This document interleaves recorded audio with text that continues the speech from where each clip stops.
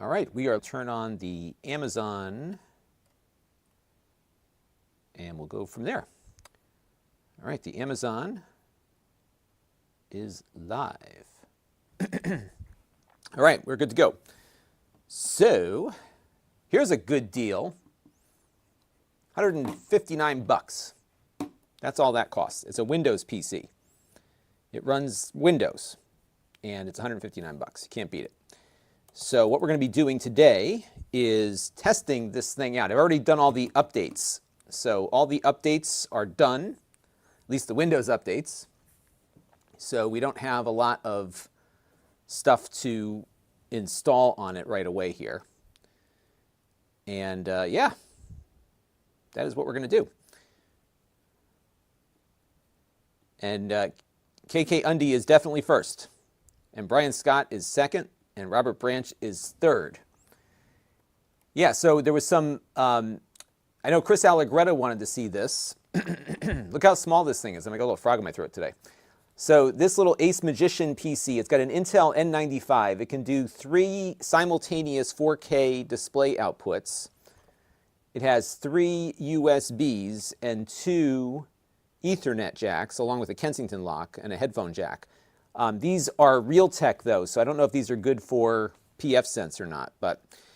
And then you got a cooling fan. It kind of has the same, it sort of reminds me of like a Apple TV in its design, but it's a Windows PC.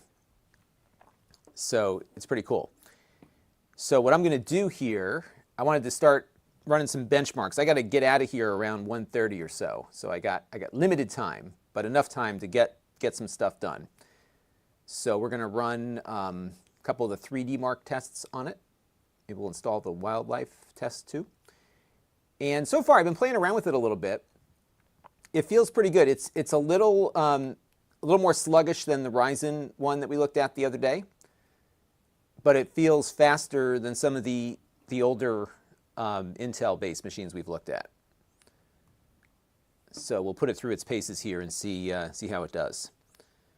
Junebug is joining us once again, and Gil Garcia is here. Good to see everybody.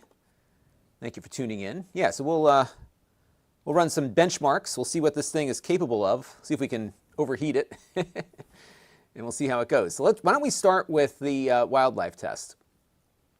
Why not? So we'll run the unlimited. This is not the exciting part because these are not all that exciting to look at. But what it does is it renders the performance of the machine off screen, so it doesn't have to scale it up to 4K. And this is an 8 gigabyte device. My understanding with these new Intel chips is that you don't need dual channel now. You can have a single channel of memory and get dual channel performance. From what I've heard, we'll put that to the test. Tyler James is joining us from Canada. Thanks for stopping by. All right, so we'll run this thing and see how it goes.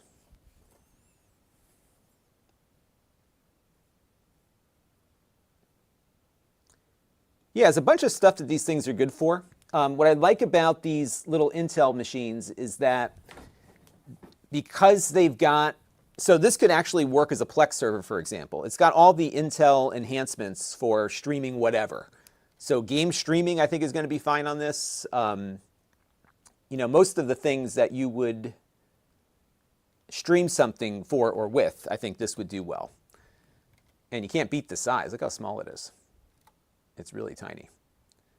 But it's a full-fledged Windows computer. And what's been happening over the last couple of years is that Intel has been up in the game on their PC chips, their Intel, the low-end chips.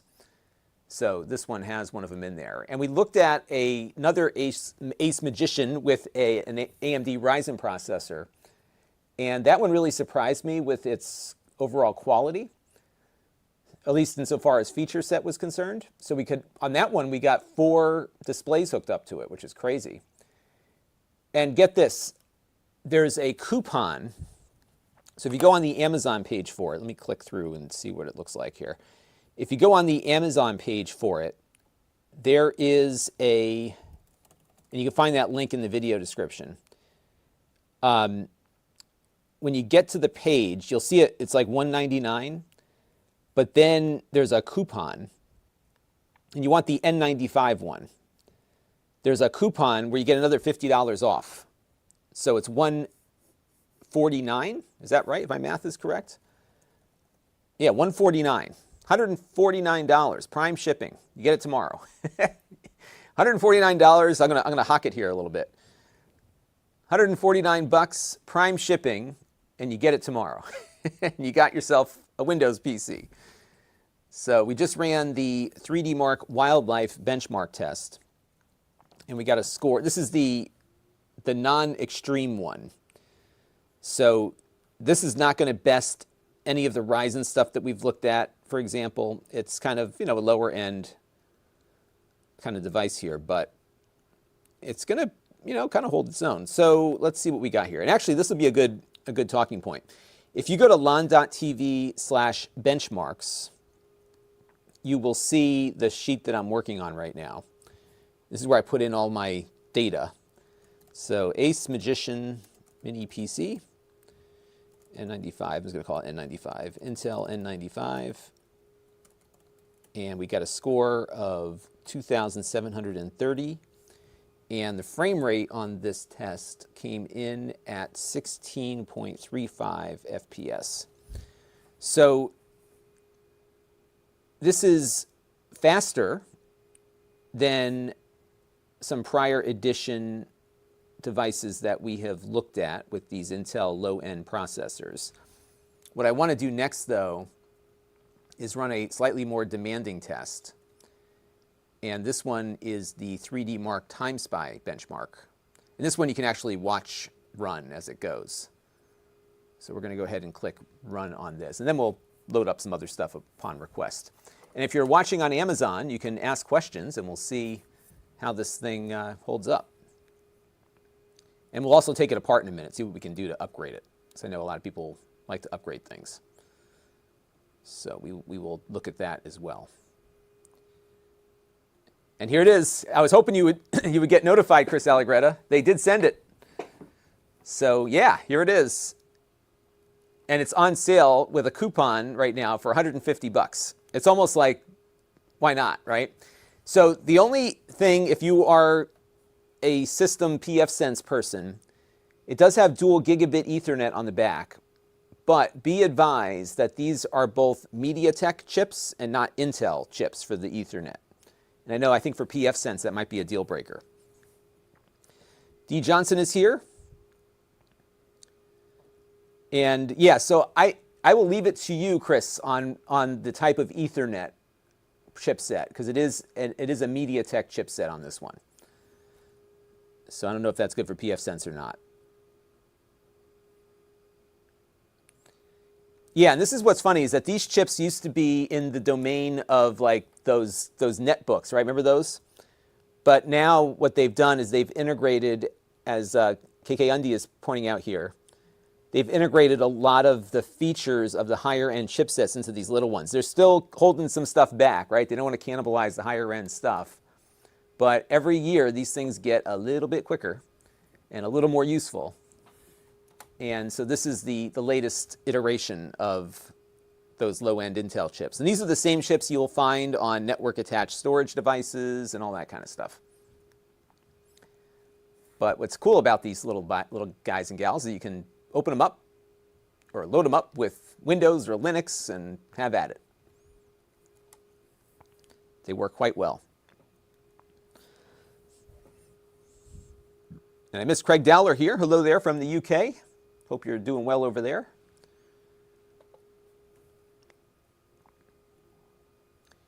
Yes, and Tornado says, I doubt pfSense is going to work. Yeah, so that's what I've been hearing, right? Intel is kind of the best pairing for pfSense. And Darth Vader wants to know, am I filled with rage? Not today. Today I'm feeling more light side than dark side. Sorry to disappoint. And this is the 3D Mark Time Spy benchmark. And this is not bad that it looks like this. This is how it's supposed to run. So on a higher end gaming machine, like a really powerful one, you'll see this running, at a much steadier frame rate. But here it is running at about 1.4, but that's not a deal breaker, believe it or not. Because what we're trying to do here is compare it to other low-end machines to see where the capabilities on this lie. And I think what we'll do is after this benchmark finishes up, we'll take it apart and see what is inside. But hey, full-blown Windows computer, 150 bucks. Can't beat it. Kevin is joining us from New England, a fellow New Englander up in New Hampshire. I haven't been to New Hampshire in a while. I went up to New Hampshire once in the middle of the presidential primary season. That was a lot of fun. It's so cool to go up there. There's so much activity. You can really get access to all the candidates. It's really cool. I call it democracy tourism. You got to try it sometime. Although I think they're messing around with the primary dates. I don't know who's going when, but. All right, so now we're loading up the CPU test. This is the last one that will run, and then we'll have a score. And then again, if you go to Lon.TV/benchmarks, you can see my spreadsheet that I keep, where I've got probably almost 10 years worth of data. And it's kind of fun to see the progression of these low-end chips. So for a long time, a $150 computer could not run this test. We just couldn't run it at all. So there you go. So Roger P. wants to know if I tried out the Minisforum PC. So I have looked at a bunch of theirs. So I don't know which one you're referring to, but I have many. I actually have one, I think it's a Minisforum. I got to check. With an Intel like i7, I got to get to that one. Zuli is joining us on Amazon. Thanks for stopping by. And we got another visitor from Holland, video content company, Renee Kogelman. Thank you for joining us. Yep, so we're just going to let this finish running its course. It's definitely getting hit hard here. But that's to be expected. These are not fast computers. But we're really trying to see where this goes in. And Zuli wants to know, is this live? Of course it's live. If I'm not live, I get kicked off of Amazon. So you got to be on Amazon Live. You cannot play recorded video. It's got to be in the moment, and that is what we are. And Roger P. says on Amazon that Minisforum and B-Link make great mini PCs. They do. I think those are the two brands that I like the best. Although I'll tell you, Ace Magician here has been impressing me because the feature sets have been good. The Ryzen one that we looked at had a really good level of performance. All right, so we got a score of 348, which is certainly low, but it is better than some of the Jasper Lake ones that we've looked at. So the N5095, for example, got 206. So the B-Link, so remember we looked at the B-Link U59 a couple months ago? So the B-Link U59 and the B-Link Mini S, both of those scored around 200. This one got 348. So it's a nice little bump. But it's not going to compare to some of those Ryzen mini PCs that you're going to see out there. All right, so this is the Ace Magician.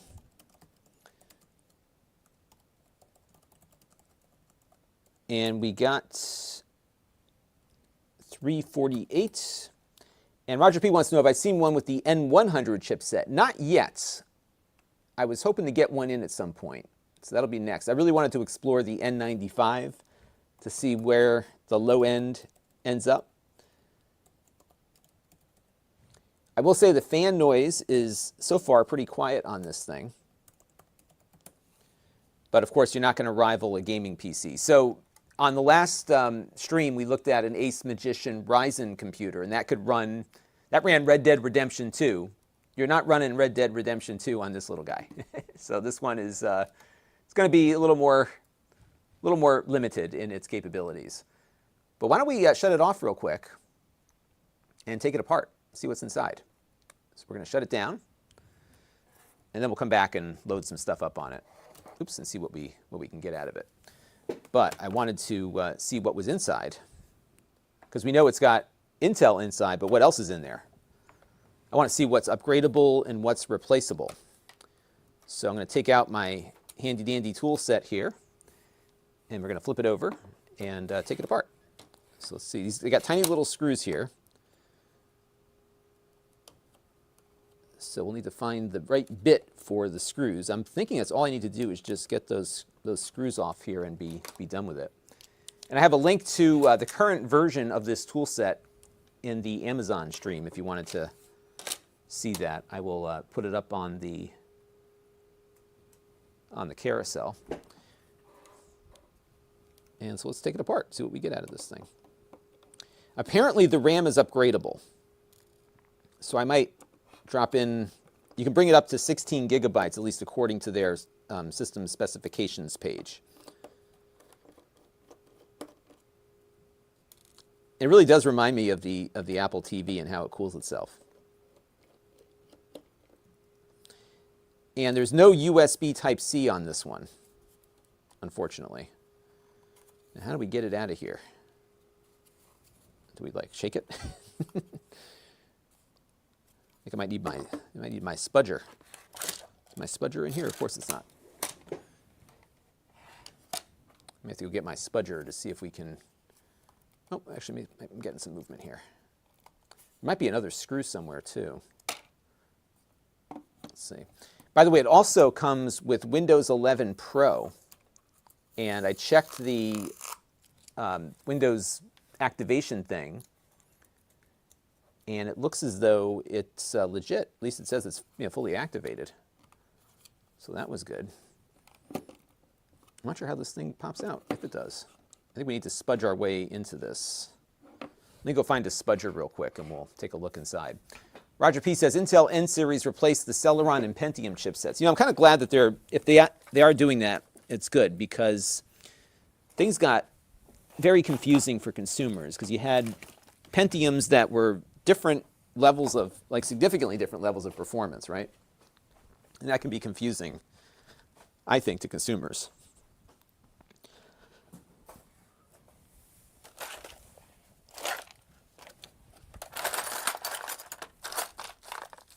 Spudger in here. I'm going to need to order some more spudgers, I think.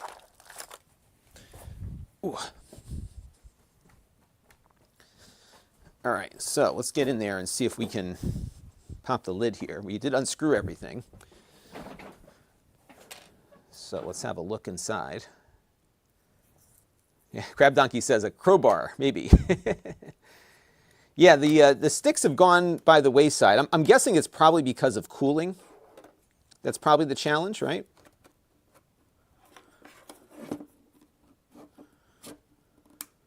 There we go. Oh, I had it. It just popped back out. And yeah, we can use a crowbar. And nope, I don't use the $70 screwdriver. I use the $20 screwdriver. Although the $70 one probably gets into things a little bit quicker than this does, right? But I do need to get some more spudgers. Yeah, they don't make it easy to get into this thing. It apparently is upgradable according to the system specifications. There we go. Now I got it. Oh, I had it. This thing is like a separate piece here, huh? Okay, oh, this comes off. Wow, they don't make this easy. Okay, so then there's another set of screws that I don't think my screwdriver is going to reach. Let's see if I can get my. I don't have a screwdriver that can reach in for those screws, so I can't validate whether or not this is upgradable. And it looks like the processor. Yeah, this is all screwed down here. All right, let me see if I can find another screwdriver real quick. Maybe I do need that $70 screwdriver.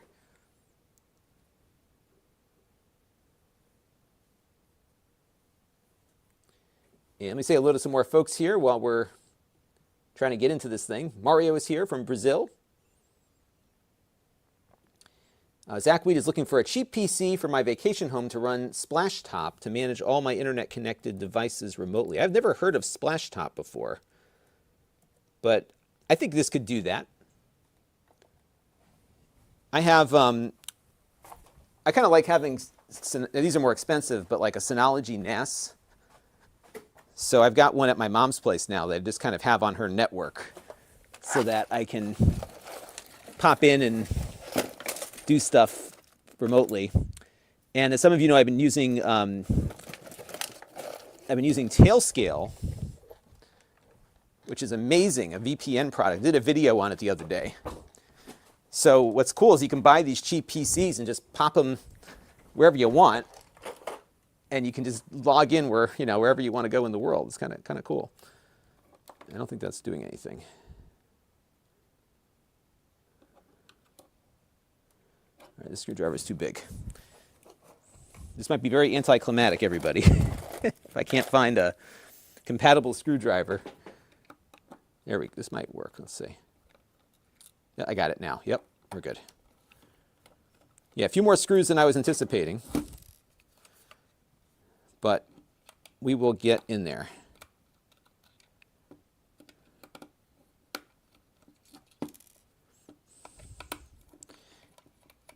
And we're not going to take the whole thing apart. I just want to see if there's upgradable RAM inside of this thing. It does come with a Visa mount also. So you can mount it. Oh, it's like a sandwich. It keeps coming apart. Different parts keep coming off of it. All right, you got to be careful because it's got like the Wi-Fi antenna on the top there. Okay, so. I don't see, maybe it's on the bottom. So let me get a shot of this. So the Wi-Fi and the SSD are upgradable. How about that? It is definitely packed in tight there. We'll have to see how it does on the other benchmarks. You know, there's no right answer to this question. I think it's a matter of what you can afford. My advice always, and you can get by with AMD Ryzen-based one, but for the most part, Intel is where you want to go with that.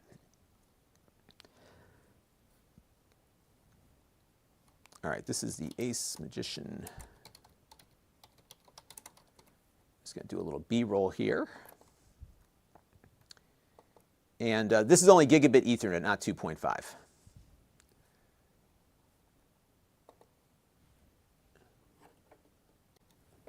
I'm going to do a little recording here, some B-roll, just to show that you can get into that.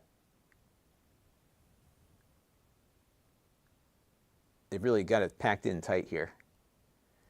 Now the question is the RAM upgradable? It said it was upgradable to 64 gigabytes. I'm sorry, 16 gigabytes, but I don't see where you would put additional RAM on this thing, because it's just the processor underneath of that. I just popped the power button out. Yeah, it looks like the RAM is soldered on. There's no way it's not. So you are stuck with 8 gigabytes here. Although it did say on the product specifications that this could go higher. But that is not the case. I don't see any path to upgrading the RAM. So let's get the other side of it here.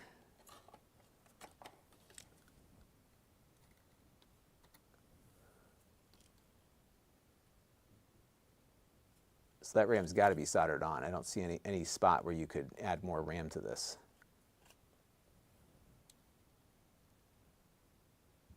But it's got 8 gigs.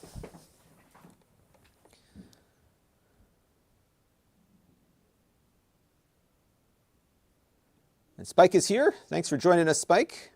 Norman Tucker is here. And sorry about the lower third there before. I will remove that in due course. Michael Kidd is joining us from Las Vegas. Good to see you. Darth Vader with good advice to use the Force, for sure. And Barry bought one last week and says it's doing great. Excellent. Bob wants to know how Mom's internet is doing. It's working perfectly. I mean, she doesn't do much with it beyond just, streaming whatever she's streaming. So, but yeah, no, it's been good. And I've been running a speed test on it for the last. It runs like every hour. It's a little Docker container that I put on her machine, and that's been working well. So it's been consistent. You know, it's residential internet, so you're at the whim of whatever resources that the company puts to work there. Now, the other thing that's been happening is that that company that we toured, Go NetSpeed, is in the process of getting the rest of the town hooked up, or parts of the town hooked up, but they're stopping about a mile short of my mom's place. But yeah, I have something similar. I have a Synology NAS hooked up there, and I've got some Docker containers running. One of them is Firefox. I can pop open a Firefox thing using Tailscale. Allah Malkawi is joining us from Jordan in the Middle East. Good to see you. Thank you for joining us on the other side of the world there. Yeah, so I actually am experimenting with doing both, Docker and virtual machines on that stuff. But yeah, this thing is very compact. They've definitely piled it all in there. The cooling system, though, looks pretty adequate. It's got a nice copper heatsink there. I'll do a little more B-roll there, just to have some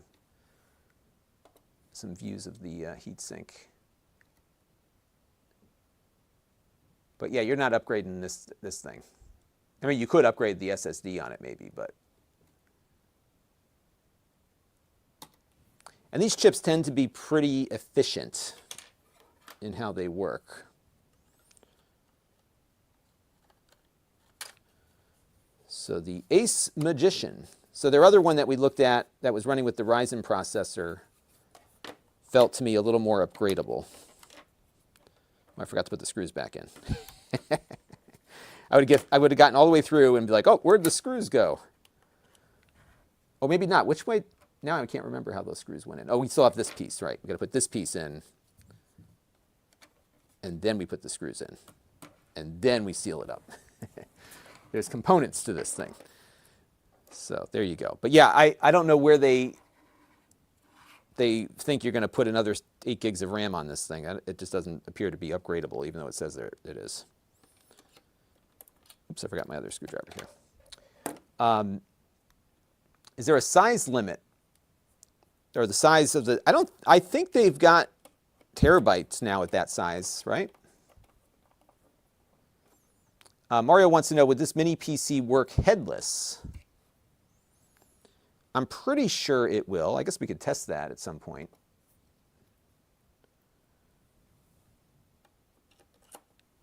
You can put those little dummy things in if you have to emulate a thing there.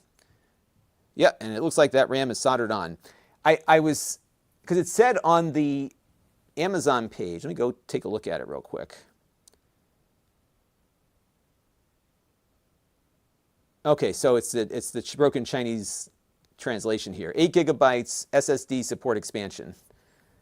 Let me see if it has 16 anywhere. It was on their website that it said that. Maybe I was looking at the wrong thing. But whatever it is, it's a good deal, I think, for, you know, you want a little mini PC. You could install all sorts of stuff on here because you got 3 USB ports. So you're not going to get, like, you know, lightning fast RAID performance out of this thing. I was trying to see where I put my screws in last time. There's one there. Okay, so put one over there. But you could run, like, you know, your own little NAS on here. You can install, obviously Linux will run on it. You can install, like, you know, some low-end Linux, you know, some low demand Linux thing on here. And, like, what's fun about how easy the VPN stuff is getting is that you could do something like with Tailscale. You can install the Tailscale client on board, and you can just pop into this thing wherever you are in the world without having to open ports up. So I've got now, I'm dropping little PCs everywhere I go. So next time I go to my brother's place, I'll drop one at his house so I have access to a Starlink network, right? And so I can pop out anywhere and, you know, actually have, like, real, you know, like a real, like, roll your own VPN where I'm popping out wherever I've got relatives. And then my mom's thing, I've been, you know, doing some backups from here to her house at night. I've got to readjust that a little bit, but that's one advantage to having something like Tailscale because it's not complicated to set up and maintain. And I think there's probably open source methods of doing that also, but for me, I like easy. And tail scale's easy. All right, so we're popping that back in here. Hopefully it comes back up again, right? So, and then it's got 3 HDMI outputs. I'm pretty sure, I'll double check, but I'm almost positive you'll be able to get 3 simultaneous 4K 60 signals going out of this thing.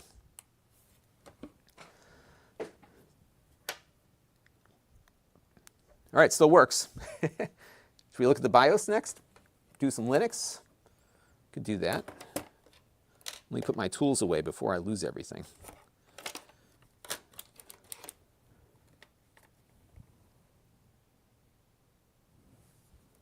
But so far, so good here.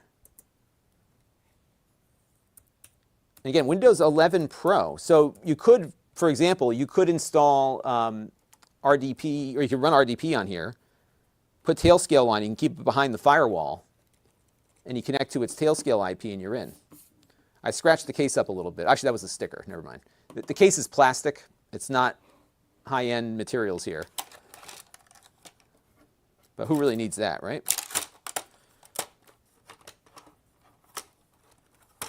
All right, so let's put this away.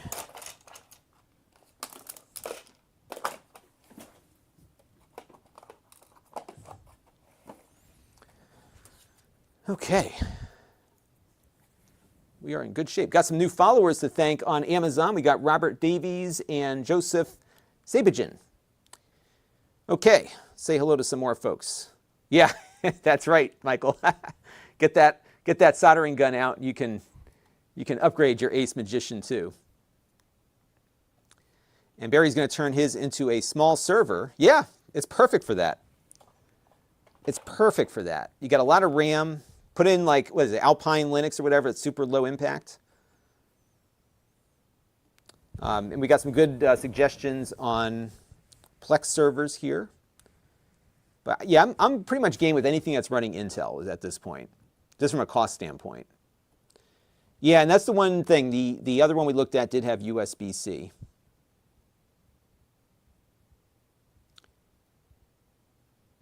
And I think we looked at, did we look at the AMD? I forgot which one we looked at recently. Oh, we looked at that Synology NAS that had that in there. Can I test emulation? Yes. What emulator would you like me to try? Happy to try out whichever. Now, you really can't dock a USB with this because, well, you can if you have like one of the other, I don't think I have a 3.0 dock anymore. There's no USB-C, so you can't use a USB-C docking station. And Spike says Mint Linux would be a good choice for this. Yeah, Barry, check out the review I did recently on Tailscale. So what you do is you install, it's a very low impact client. It uses, what does it use? A really secure backbone. It's the open source one. The name escapes me at the moment. It is based on, and you all will tell me by the time I find it.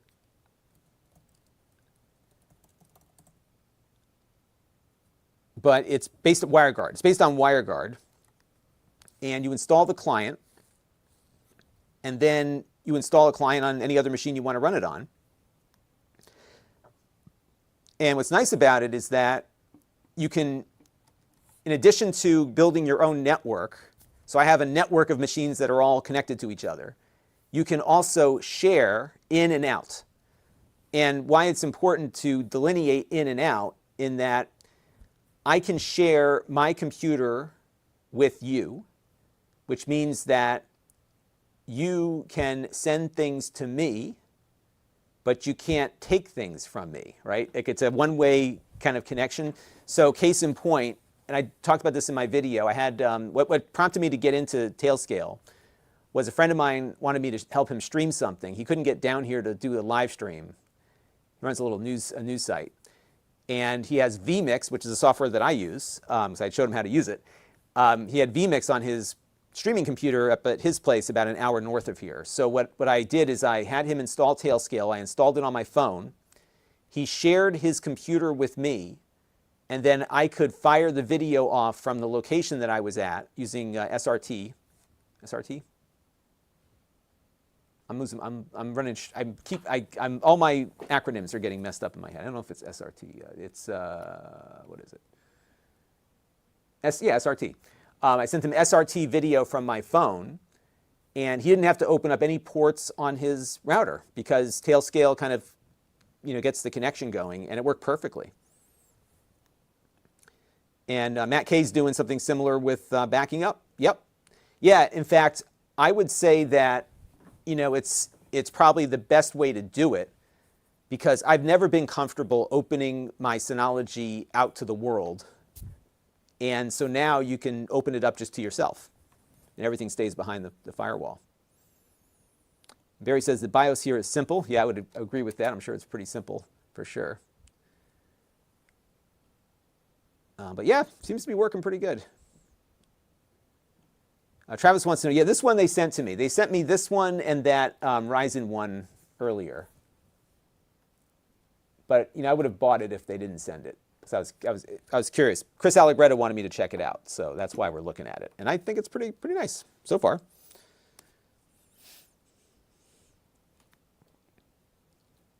The B-Link EQ12. Let's see what that one is. So the B-Link EQ12. Oh, it's that one's got the N100. So that's going to be a little more powerful. So I should try to get that one in. Yeah, they're coming out fast and furious here because now the supply chain is opening back up again. Everything is going to get cheap. Have I tried TinyCore Linux? I have not. What I'm looking for is something that can be a good host for Docker containers. That's what I'm looking for. And I have not tried No Machine. You guys are giving me so much stuff to play around with here.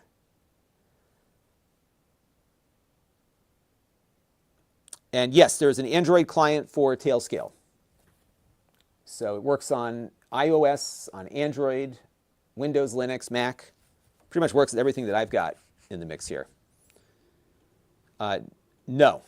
I mean, it'll run it, but you're going to be you'll be hitting the limit very quickly with it.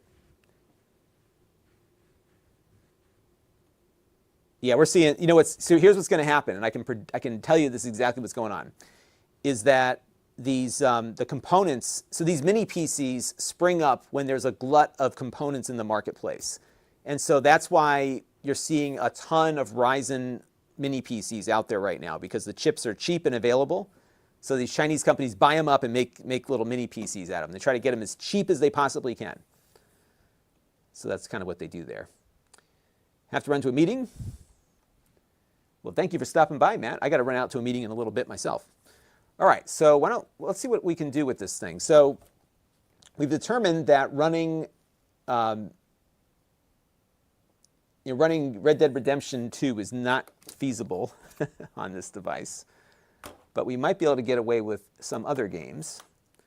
So why don't we try a game or two? And I just so happen to have my drive here. But I forgot that this has USB 3 and not USB-C. But we've got a cable for that, so we're going to plug that in. I've got a bunch of games already loaded up on this drive, so we don't have to go through the rigmarole of installing them. And one of the nice tricks of Steam is that you can put games on an SSD like this and get at them without having to go through the installation process. So what I'm going to do here,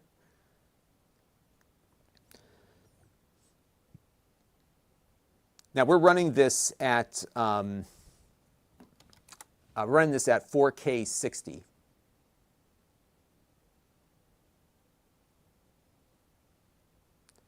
And what I'm going to do, they just changed the whole interface here. What I'm going to do here is go into the library. Let me choose another location.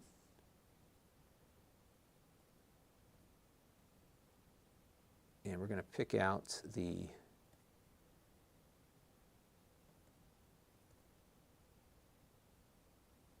I think it's this one. Yep, there we go. What do you think? I bet you we could probably get No Man's Sky to work on this. I think we'll turn it down to, maybe we'll turn it down to like 720p and see what we can get going on that. And I got a bunch of other games we could try also. I'm just trying to figure out like what would be a good game to like experiment with on here. Oh, thanks, Darth Vader. Yeah, this was my therapy during the pandemic when I couldn't leave the house all that much. You know, like we had stuck home with the kids. Like it was fun. Everybody that was like stuck at home also. We were testing equipment like this. All right, I think this is updated. Let me take a look. I'm pretty sure there was an update for No Man's Sky, unless I already installed it before.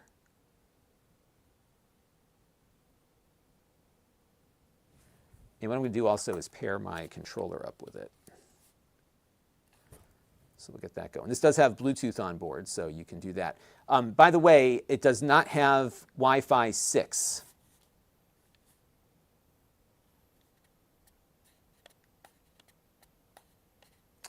And Bhavik K, Dayu, and Joseph also, thank you for following me on Amazon.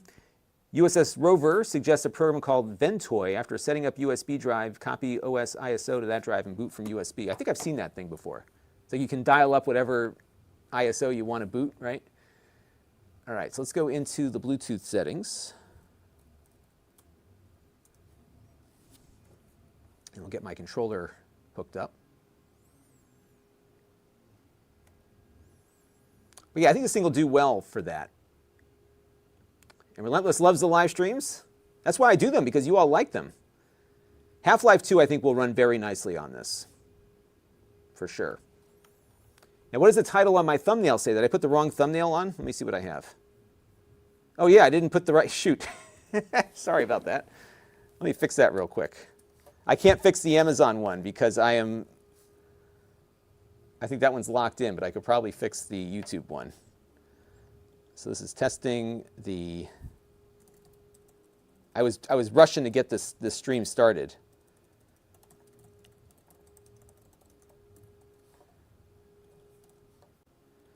So I can at least fix that one. The Amazon one I'll have to update later.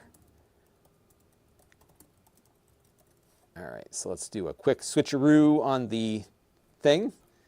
And by the way, all of you have been in here. Nobody noticed that before that most recent comment. So I rely on all of you to be my editors. So let's change the thumbnail there. There we go. All right, the thumbnail's been updated. But yeah, you can upgrade that, absolutely. Spike Blighty wants to know, is the TDP 15 watts on this? I think it might be. I'll have to double check that.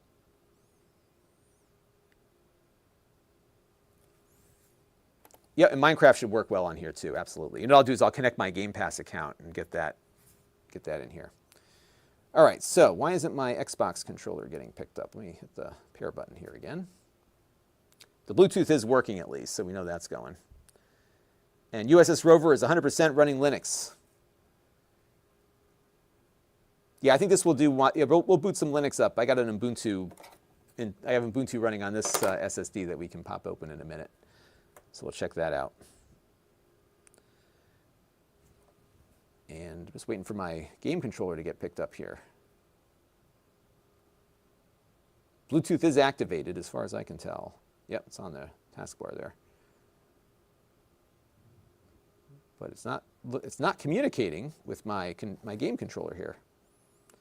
What we have here is a failure to communicate. Although what I could do, the controller might need a reboot. This controller gets paired up with every device that gets plugged in down here, so I could see how it might be getting confused. So I'll do a reboot, pull the power out of it. Let's see if this will work better. If not, I've got another option. I have the 8BitDo purple controller, which I need to add to the mix here. Oops. Oh, now it's trying to pair up with my Mac. The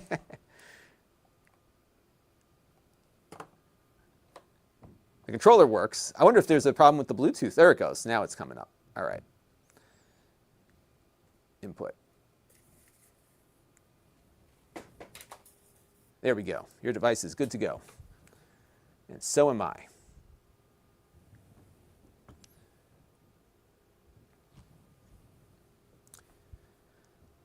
Okay, so we're done with that. So the Bluetooth does work. Although, wait a minute, the controller's blinking again. Hang on a second.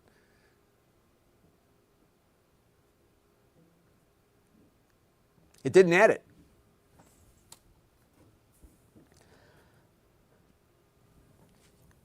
So I got to investigate this Bluetooth problem. The Bluetooth may not be working properly. That could be an issue.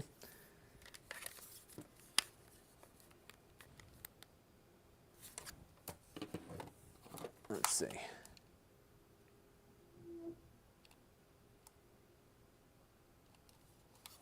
I'm going to recycle that again. If not, we'll plug the other controller in.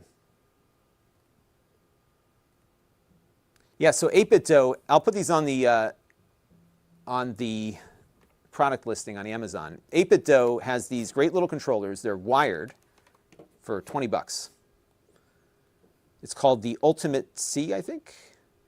What do they call this one? I can't even read this anymore. The Ultimate C, yes. The Ultimate C. This is the wired one. They got a wireless version of this one too. 20 bucks. All right, I'm going to have to come back and troubleshoot the Bluetooth. So let's plug this in real quick. And we'll go with this route. I highly doubt we're going to get any kind of playable frame rate out of this game, but why not, right? It's asking me, do you want to play it in VR mode? The answer is no.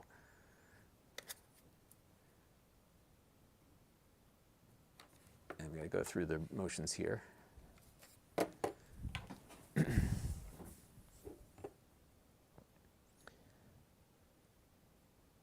Oh yeah, no, I will be putting a spec sheet together for this. I just haven't started it yet, but I will do so. Maybe I'll start that while we're waiting for the game to load up here, which will undoubtedly take a long time.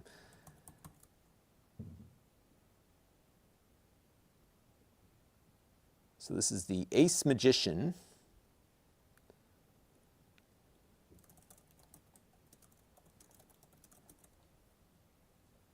And what I'll do here is I will share a link to the spec sheet as I'm putting it together. So let me copy the link here.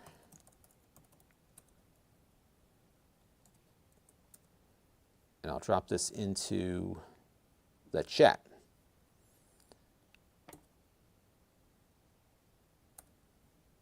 And I'll pin this. I'm going to see spec sheet. And if you go in there right now, there's not going to be anything in it because I haven't started it yet. Let me adjust the settings here real quick. So we're gonna turn this down big time. So we're gonna go. I think I want to do like as low as I can go. Actually, let's see what the lowest is.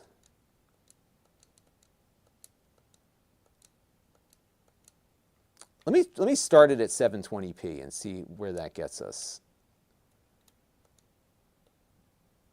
And let's see, we'll go to standard. We're going to have to reboot the game. It actually loaded up okay, didn't it?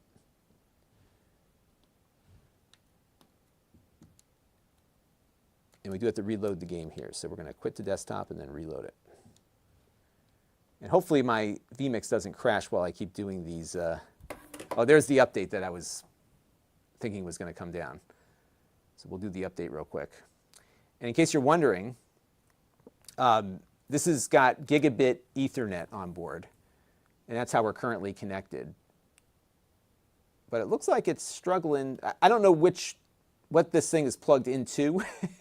I'm pretty sure it's on my 10 gig backbone here. So when we were testing the Ryzen machine, we had 2.5 gig Ethernet, and we were pulling down well over a gigabit. This one is struggling a bit. But again, there's the way these updates work on Steam, these downloads, is that it does a lot of decompression on the fly. So if you don't have a very quick machine, it will impact the speed of the download. which is what you're seeing here. And I see a couple of you are in the document already, so I am putting it together as we speak. Oops. So we'll get some of those things put together here.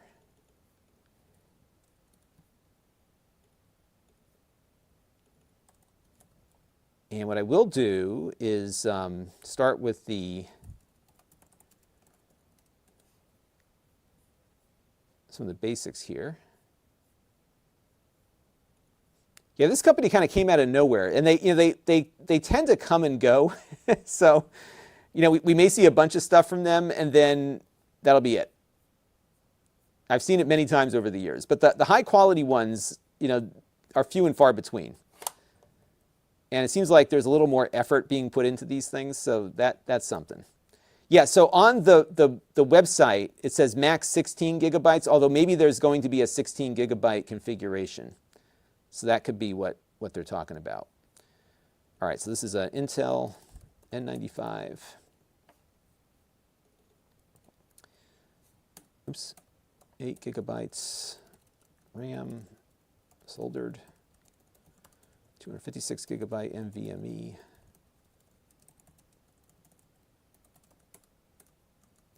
AC, Wi-Fi, Bluetooth, replaceable. And I was making that note so that when we come back to it, we'll be able to see that. And it's got DDR5 RAM, believe it or not. At least it says so on the spec sheet here. Now I'll put a link to their page inside of the document.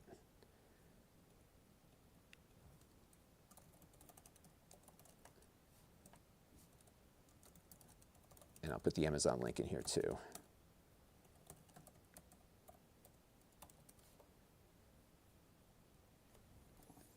And I got some more comments on Amazon, then I'll get back to the YouTube comments.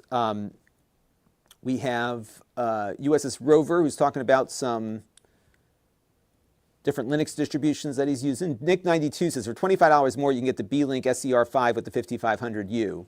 Yeah, I think that those AMD Ryzen ones are significantly more powerful, for sure. So if the price is right, I would go in that direction. There are reasons, though, for an Intel one. Mostly for Plex and that sort of thing. They tend to do better with that. But yeah, our Steam download here is pretty slow.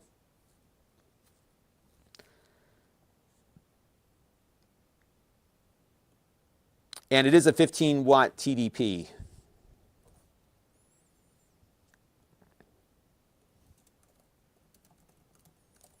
According to the spec sheet. And what else we got here? Let's take some more questions. I missed a whole bunch of questions.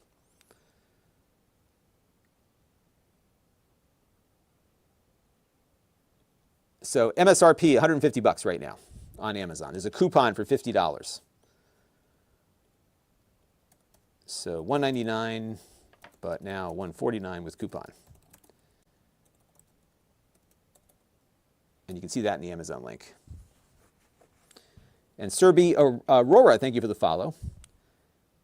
And wow, USS Rover is doing, so USS Rover, give me the best Linux distribution. He's on the Amazon chat. That's who I'm referring to here. Give me the best Linux distribution for hosting Docker containers. That's what I'm looking for right now. Tony Rosario, thanks for stopping by.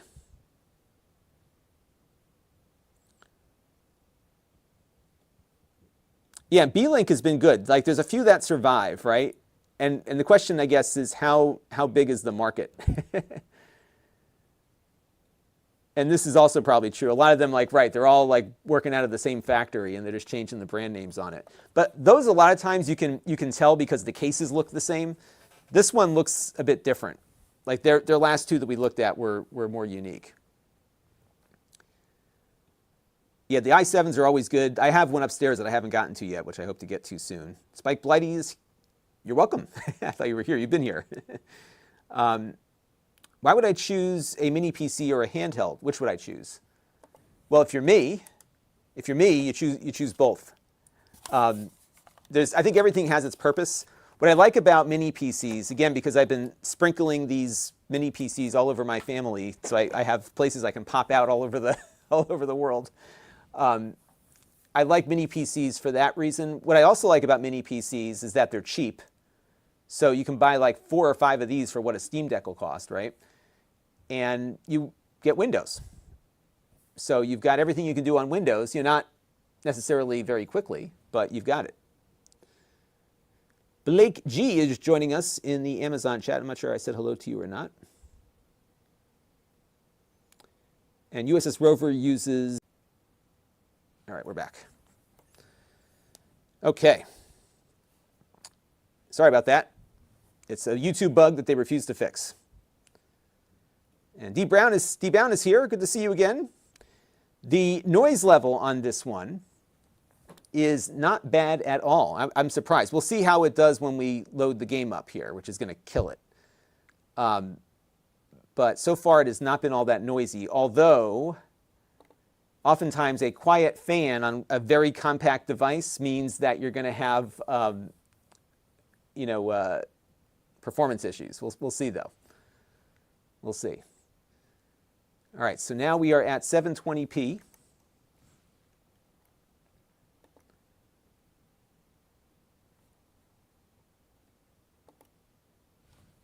And let's see how this performs, which I don't think will be very good. But you never know. You never know. And I expect this load screen to take forever. So we'll see how it goes.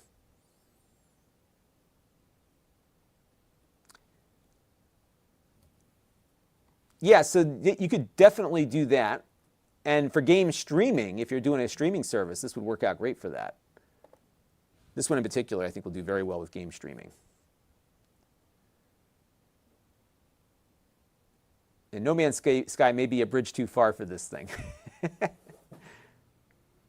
Although, I'm getting audio, but no video.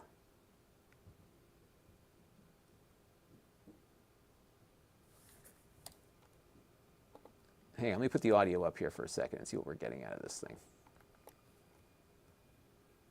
Let's see. All right, so it's playing the music. But we're not seeing anything on screen. Oh, there it goes. There it goes. It is not running hot yet, but I expect it to be running very hot in the very near future here. Sabrina Hood says, my 14-year-old is a huge gamer. What's a good, reasonable PC to get him? Well, that's a good question. What's your price range? Because that's ultimately where things lie. The problem you're going to have in the PC world is that a good one costs a lot more than a game console would cost. So you could probably get like a decent gaming laptop for about $1,000, $800 maybe. What would be maybe more fun, yeah, 700 is going to be tough. What might be more fun is to go price out components and build one. I would wait until Prime Day. They just announced the date on the front page. There will undoubtedly be some deals on gaming laptops for Prime Day. But under 700.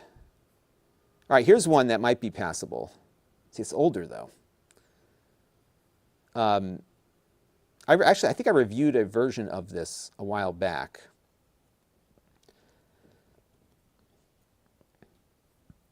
Here, I'm going to put it in the carousel. I have not tested this one. It's a little bit out of date, but it's got a relatively up-to-date GPU on it. It's an Asus TUF. Here, I'm going to put it on the stream here. If you go and look at what I just put up here, it's called the Asus FX506HF, the Asus TUF. So that one is selling for $699, and it's legit from Asus, delivered by Amazon. The only thing I would probably do with it is at some point upgrade the RAM. It only has 8 gigs of RAM, but it has a 2050 RTX GPU. That's not bad.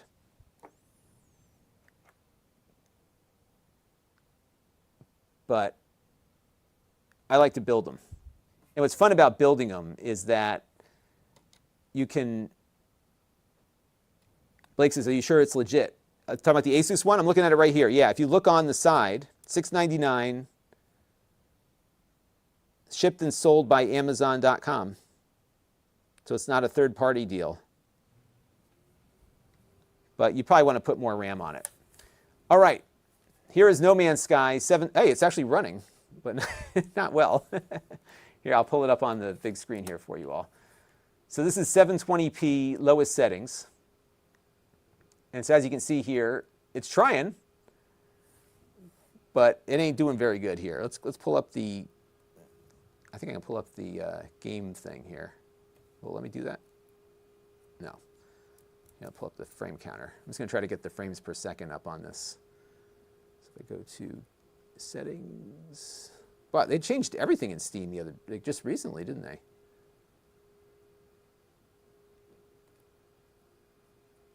All right, in-game, show FPS counter. Yes, top left. All right, there we go. Yeah, so we're getting about 14 or 15 frames per second. And this is not a very complex environment here either.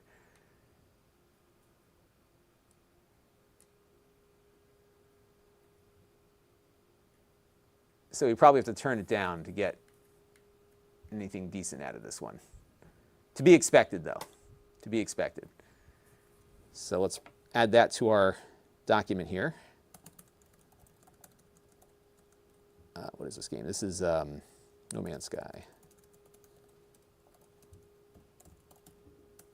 And Blake, I don't think it's fake. If it is, you can return it because it's shipped and sold by Amazon. So it's an older model. I think they're getting rid of it. Let's see, 14. Yeah, it's about 15 FPS. All right, so yeah, so that's about the limit here.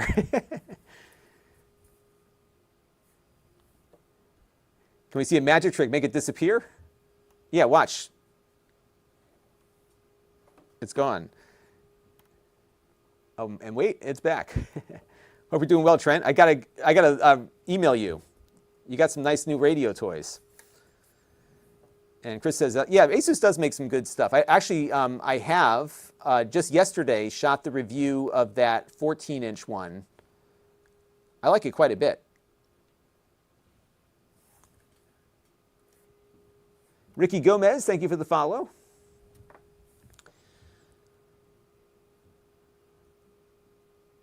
All right. So, yeah, I think that's going to be about it for that one. But, you know, we could try, although I don't have it downloaded on this drive, is Doom Eternal. That one might work, but probably not. But here's what we'll do is we'll put Half-Life 2 on here. That I know will run. I think I have it on here somewhere.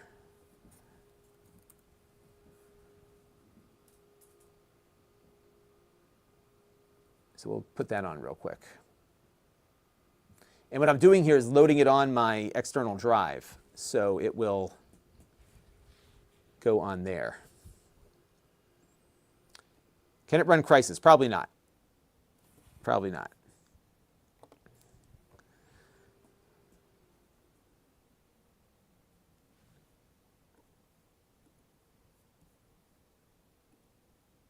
And the fan is not noisy at all on this thing. It's pretty quiet.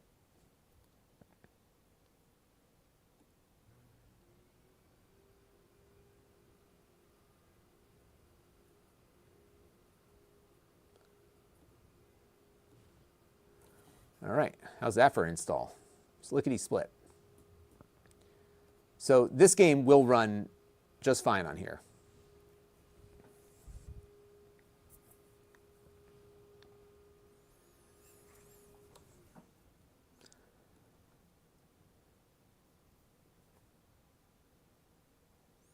I don't know if I own Crysis. I'll have to look and see. Who makes Crysis? All right, so right now it's at 4K. Let's see. Maybe it'll run. Let's see.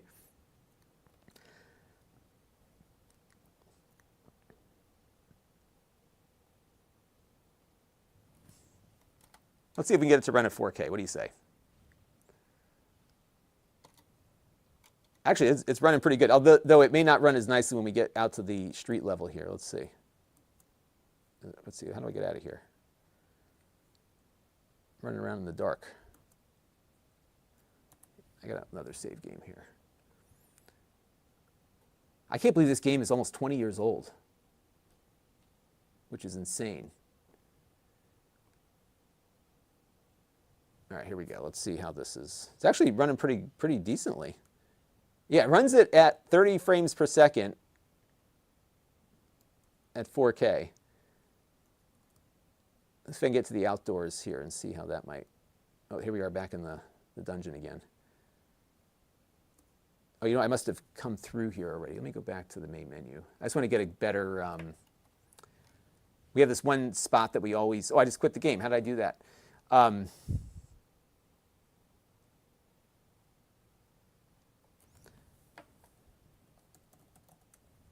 Is that on Steam?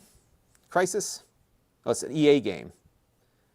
Do I get that as part of my Game Pass account, maybe? Because I don't think I ever bought it.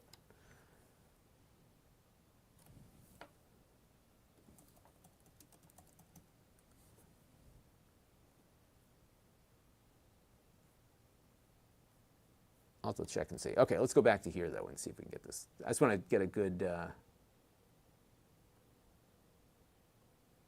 Okay, so Red Letter Day, Chapter 3, Root Canal. All right, we'll start there. All right, we'll just do it from here.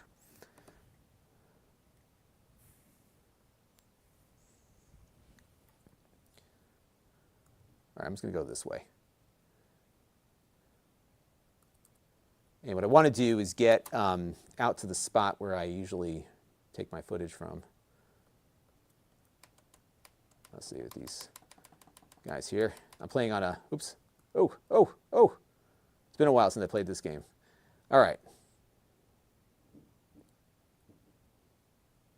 We're not stopping for a story here. We're gonna, oops, let's see, how do I get the,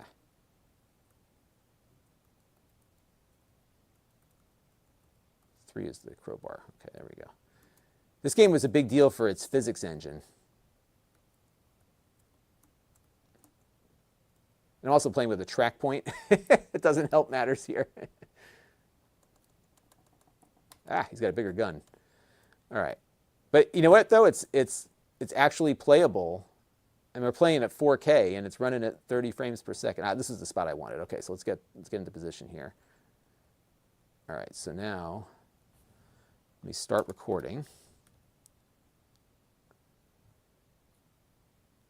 Yeah, not bad, huh?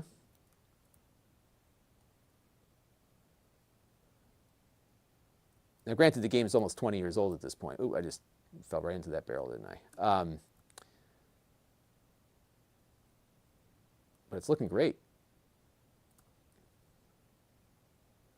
Yeah, so we're at pretty much at 30 frames per second here at 4K. Ooh, then I get hit by a train. So, I mean, that's not bad, right? So you can't run No Man's Sky, but you can run Half-Life 2 at 4K.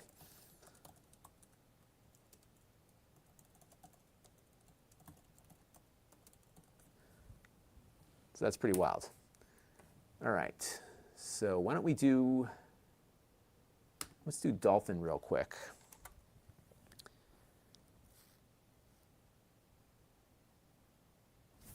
And let's see what else we got for comments here.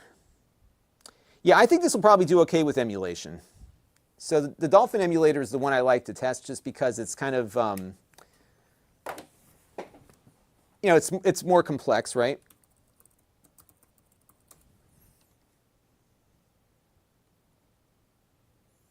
And then I got to run in about 20 minutes here.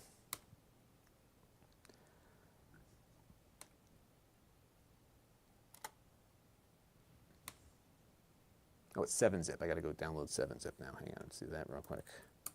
I used to have this 9-night thing I used to install that would just put everything on, and I should start running that again. All right, got 7-zip. But you can see, like, when you're just using it, that it's quick.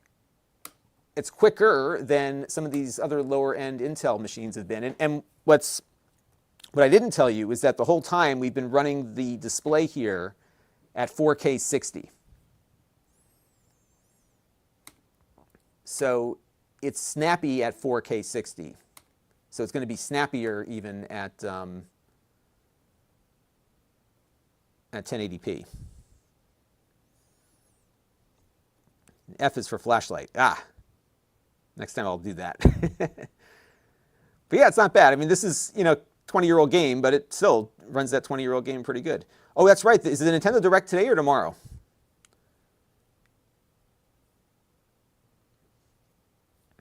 All right, so I may have to go buy Crysis, it looks like, right? Let's see. Is it on? I may have it in my library and I even know it. I don't. I bet you it's going to go on sale, though. This Crysis Remastered, I don't want the remastered one. I want the original.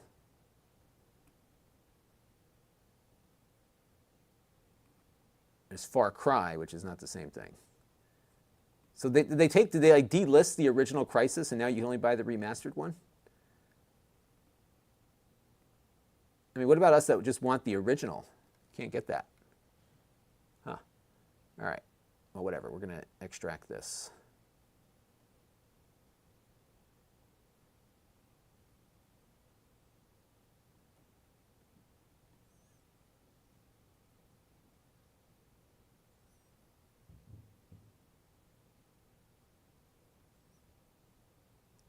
All right, that's done. And I got to move some software over here too. So let me go grab a game or two. So what it won't run is like Rogue Leader, that Star Wars game. That one really pushes things super hard. All right, so let's go into my emulator folder here. I'm just looking for my game that I like to run on here. GameCubes. GameCube. And there it is. Maybe I'll do Burnout. I haven't done Burnout in a while. Now, the one thing that gets me, maybe some of you experts out there can help. GOG might have it. That's right. Maybe I even have it on there. Let me say GOG.com. Let me see if I've got it on there. I got a lot of games on here. Yeah, I don't own it on GOG.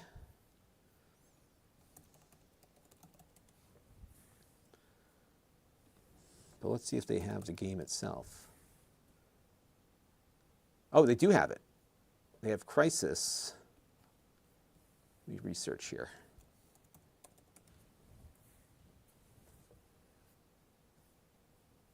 Oh, they have it for $5. Well, I could afford that. All right, so I will get this. Oh, it's on sale for $5. This is over at GOG.com. Thank you for the suggestion, Chris, because that got us going. All right, so more payment methods. All right, so we're going to get Crysis right after we do the GameCube thing.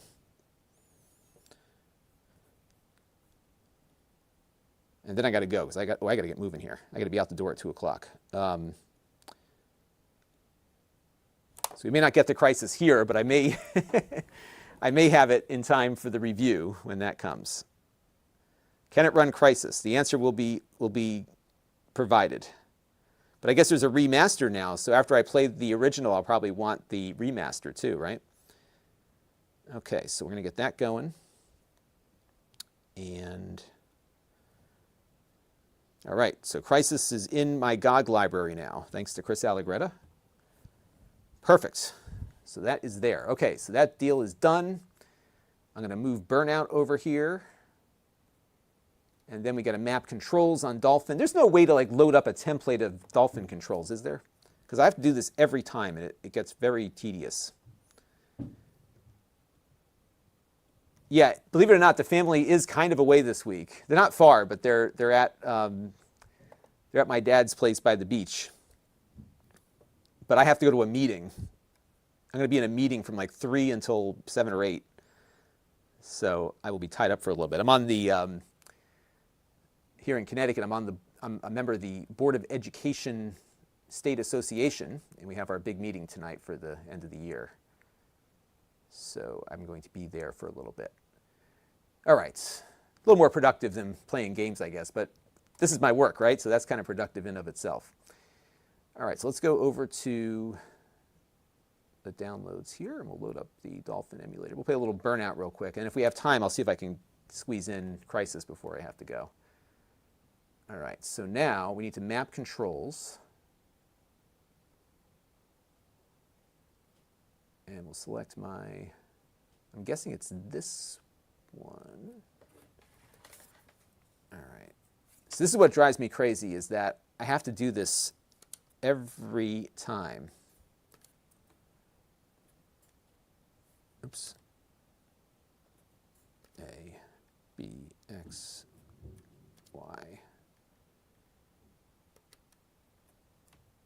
All right, starts, up, down, left, right. Control stick, up, down, left, right.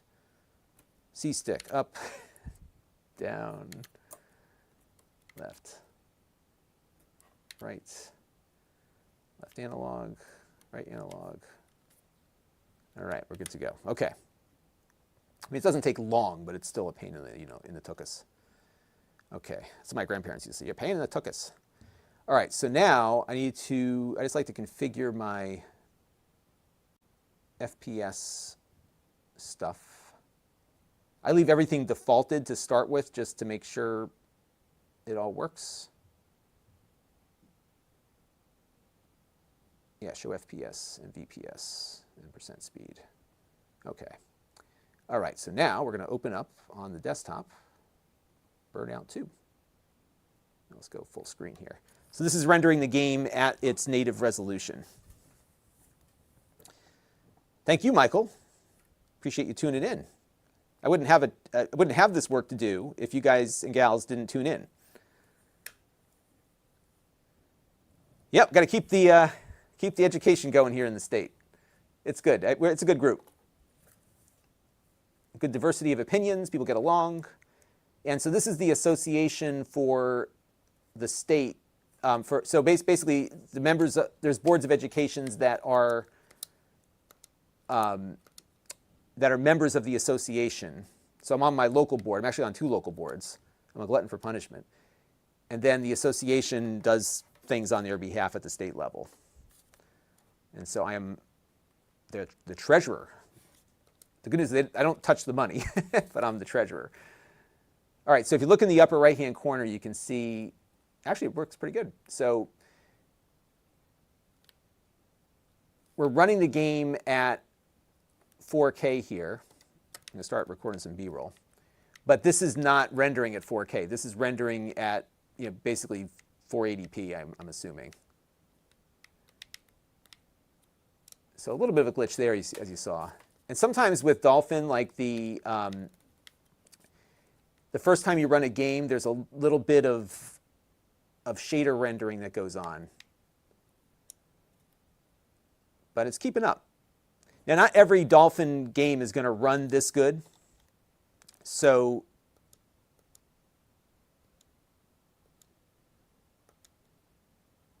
just bear that in mind. Jima, thank you for the follow. Yes, we did record graduation this year. And we did it on on vMix this time. I think this is the second time we've done vMix. We did vMix the first time when we did the virtual graduation. And then this year was the first year we did it on the outdoor one. So last year, the local cable access company came in with their TriCaster, which was great. It worked out perfectly. But there was a lot of stuff to schlep. And what I did is I donated that laptop with vMix to the school. The school bought a few extra pieces of equipment. So they bought a Thunderbolt box with, yeah, it was good. Thunderbolt box with a Blackmagic 4-input SDI. So we had 4 cameras coming in over SDI, worked perfectly. And it's a PCI Express card, but in a Thunderbolt box. So the box you plug into the laptop via Thunderbolt, and you don't touch it, because if you knock it and the cable comes out, not good. But as long as you keep it in place, it's fine. So the laptop did perfectly. Streamed for about 2.5 hours, got the whole ceremony in there. Everything sounded great. We connected the audio from the soundboard into one of the cameras, so we didn't have to mess around with additional audio interfaces, and it was good. It worked out really well. All right, let me see. I've got like 15 minutes. Let's see if we can get this, this thing going. Yeah, so I advise on that stuff. They get first refusal for all the stuff that I get in here. So this year I did, I got all of the elementary schools set up with their own copy of vMix. vMix is actually nice. They saw my video that I made a while ago, and they sent some license keys to the schools. So we have all 3 elementary schools doing their shows in the morning with virtual sets. Looks really cool. So got them going with that. Yeah, for the most part on the video stuff, I'll give them some advice. The rest of the things that they buy are all, they have an IT department that knows what they're doing. And they have tech leases and all that kind of stuff. But it's cool. It's good to have, I'm very much a proponent of media literacy. And the best way to understand media is to create it. So that's what we're hoping to do with that. And we just got, at the school, they just got a new thing that's going to connect to the scoreboard. And so the scoreboard's going to send its data to vMix automatically now, which is really cool. All right. Yeah, so so one of the elementary schools is using a mini PC to drive their slideshow in the morning. So they have like a little slideshow for their morning news that kind of links into that virtual set. So that's what they're using there. All right, bear with me. I'm just typing in my GOG password.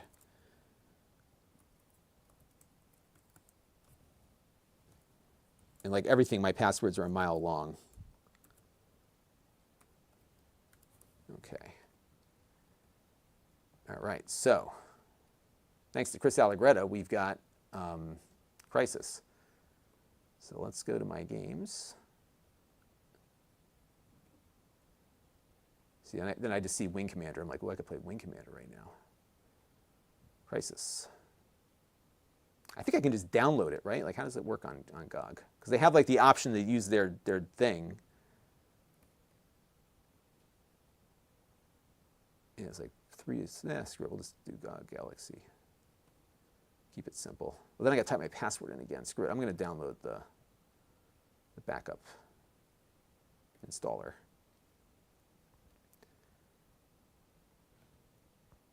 Shouldn't take too long, I don't think.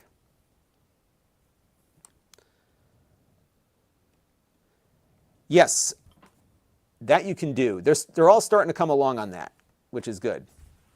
I've been trying to experiment with passkeys. I haven't figured them out yet because it doesn't seem to stay on my phone for Google.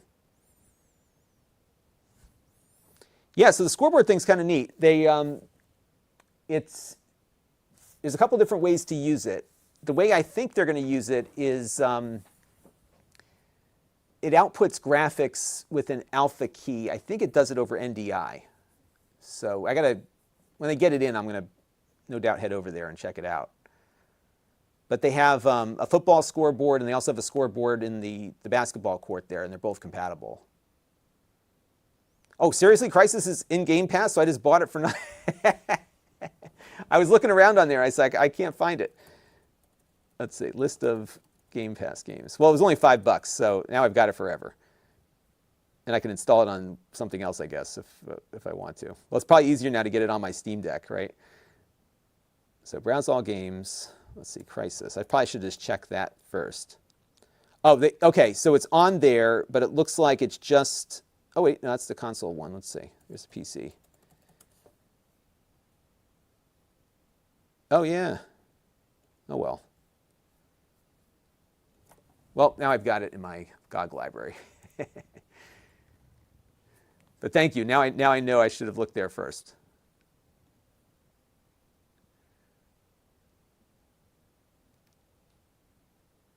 Yes, we're going to download the executable here. I've got 3 files here downloading the backup thing. So let's do that.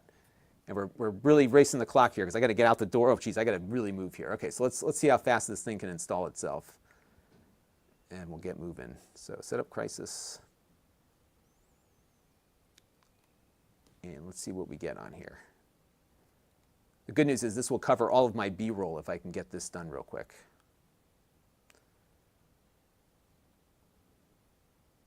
All right, you're about to install Crisis. This is what I love about GOG. You don't have to like go through their launcher. You can just download it, and you're done.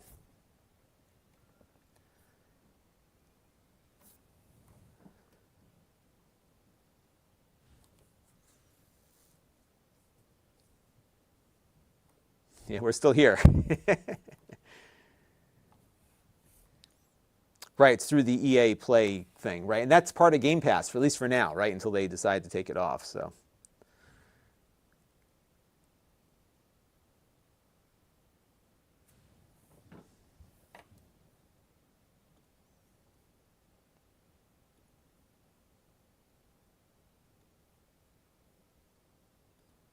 How long have we been streaming for here? This is, oh wow, we're hitting the 90-minute mark.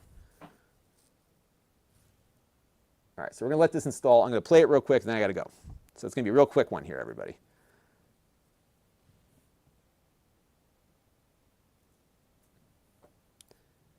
But Chris is right. Nobody can take it away from me now. It's on my hard drive.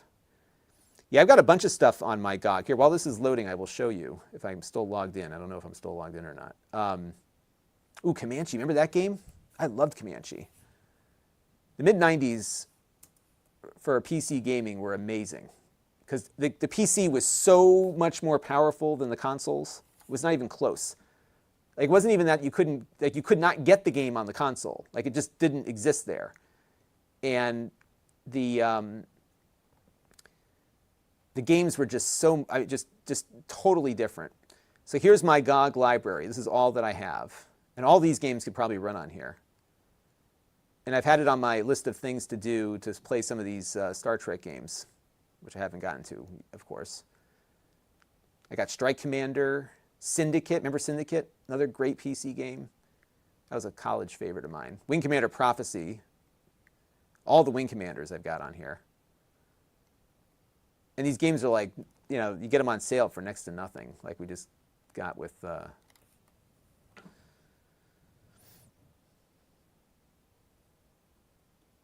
Catwo is here from Greece.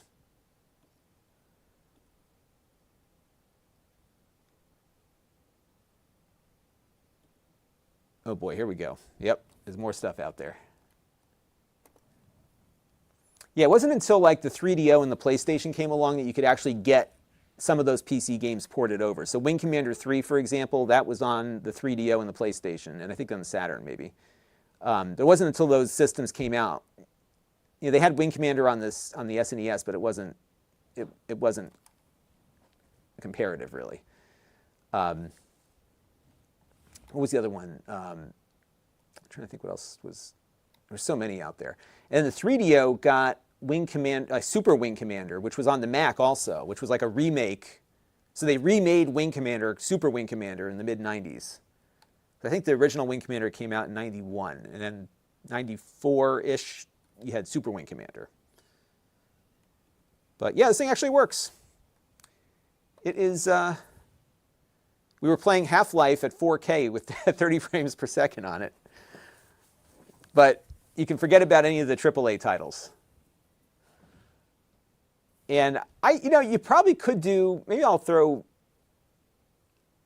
DaVinci Resolve on it. I think it would edit video. I don't think it would edit video very well. But the kind of editing that I do, maybe you could get away with on it.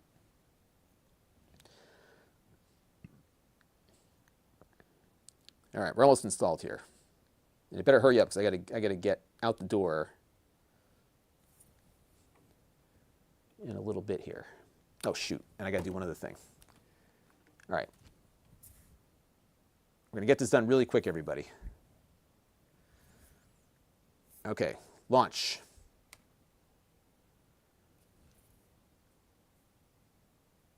So I'm not going to be able to spend much time bidding you all adieu.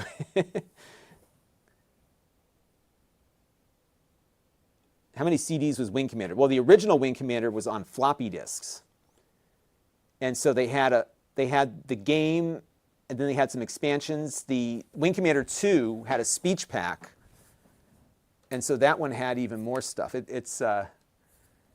forgot how many disks there were in total. I think it was like 12 or 15, because it took up, Wing Commander 2 was about 30 megabytes on the hard drive, if I remember correctly. Okay. The way it was meant to be played, NVIDIA. That's awesome. And this thing's actually going to be a little more powerful than a Core 2, so I think you're right. It's going to probably play the game pretty well. I just can't get through any of the screens here. All right. Quick single-player game.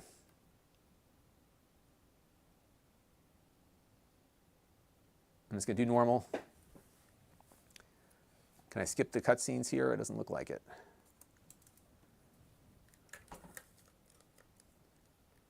They don't let you skip the cutscenes, huh?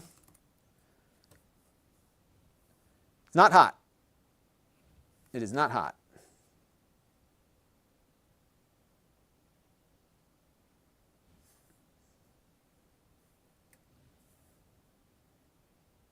This is just a video cutscene here. It's actually got some rolling shutter issues.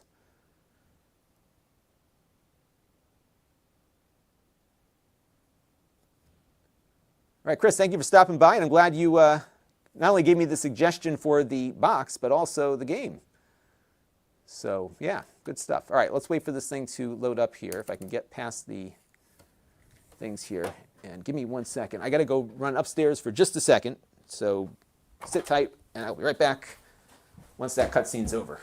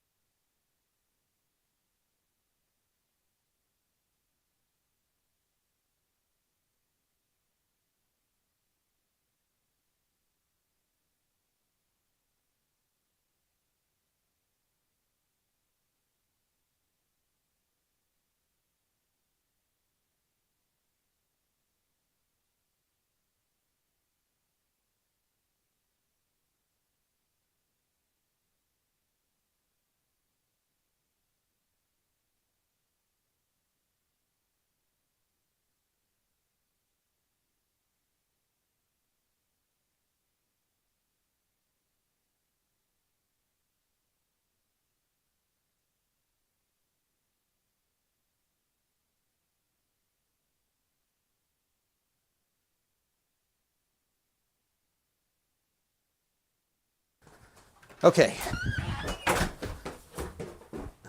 All right, real quick here, then we got to go. So, I'm back. Sorry about that. All right. And Chris Allegretta does exist. And he's also the man behind Nano. So, yes, all of that. He is the real deal. Bear with me here for 1 second. I got to do one thing on my computer here. And then I got to get moving after we capture some B-roll here.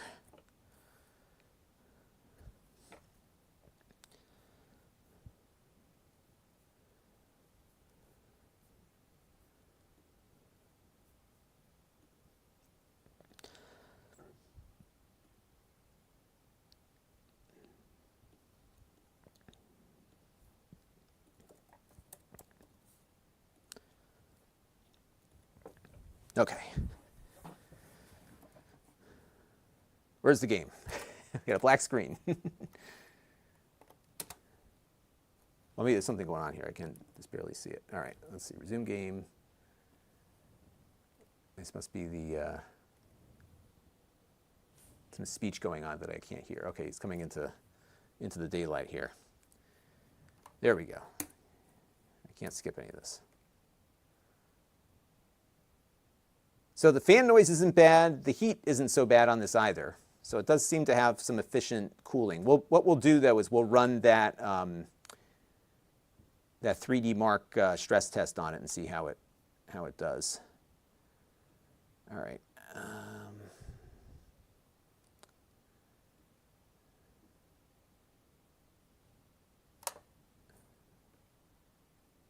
Yeah, it's just like, this game is like a 20-minute cutscene just to get into it. But once I'm in, I can save the game and then have a spot. Yeah, I can't save yet because they're still in the middle of a cutscene. Oh, looks like I got through it. There we go. Let's see what happens here. So my controller just vibrated. And hopefully we'll be at a point where we're playable. Oh, not another cutscene. Come on now. All right, now he's waking up, I think. Oh, he's falling off the... Okay, there we go. All right. Now, can I activate the... I'm trying to get a frame counter up on here. Does it have that? Options. Game settings. I'm really pushing my time here.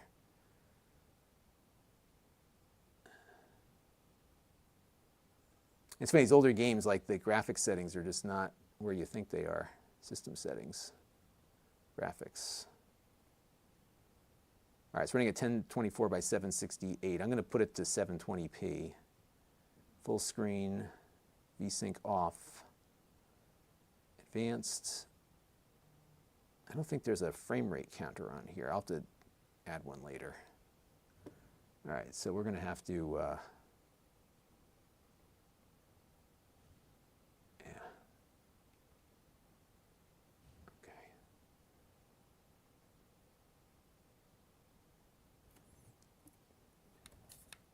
Yeah, it seems to be actually running pretty nicely here. This is 720p.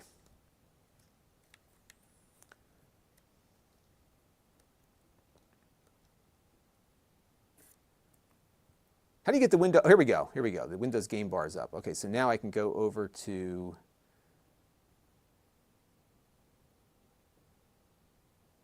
I'm not seeing all the settings, though. I think I just killed myself. Show tips, collect. Great. All right. I'll come back to that. Oh. Yeah, I'm in the water. All right, I'm going to come back to this. I got to run, but can it play Crysis? The answer is yes, it can.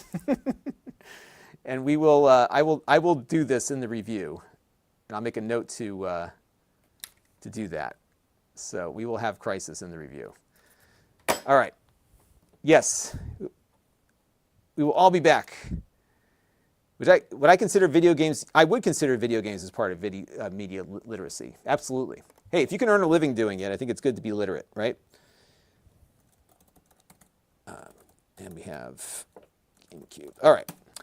I got to jet, everybody, but thank you all for tuning in. I'm still on schedule, so we're in good shape. And I will be back again. It's only Wednesday. I thought it was Thursday for some reason. So tomorrow is Thursday. I'll probably be around tomorrow. So if I get, what I might do, follow me, click through that link and go to Amazon and follow me there. Because what I've been doing, you may not know this, but sometimes I will live stream when I'm recording the video. I don't do that on YouTube because you're going to watch the video anyhow, right? I don't want to confuse subscribers. But if you follow me on Amazon, I will, every once in a while, like with this one, I might pop on and actually record the review live. So that's always a fun thing. All right, I got a jet. Got to get moving here. And I will catch you all on the next one. Bye for now, and thank you all for your support. Bye-bye.